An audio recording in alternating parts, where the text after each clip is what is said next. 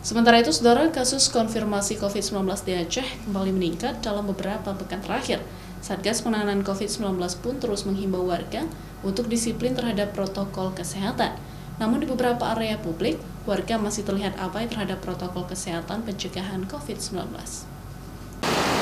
Meningkatnya kembali kasus COVID-19 di Aceh masih belum sepenuhnya diiringi kesadaran warga dalam menjalankan protokol kesehatan ketika beraktivitas sehari-hari, terutama saat berada di ruang publik.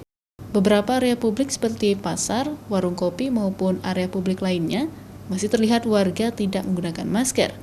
Beberapa warga yang ditanya mengaku, seharusnya masyarakat mulai sadar kembali untuk menggunakan masker ketika beraktivitas di luar rumah, terutama di area-area publik yang ramai seperti pasar.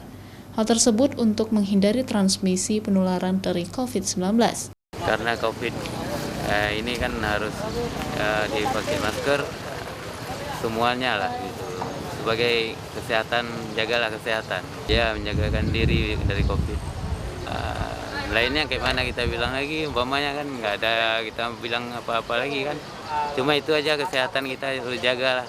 Ada yang pakai, ada yang nggak. Tapi menurut kakak memang kalau kondisi kayak gini harus tetap Bermasker. Terus kita harus bermasker lah, itu jaga kesehatan lah.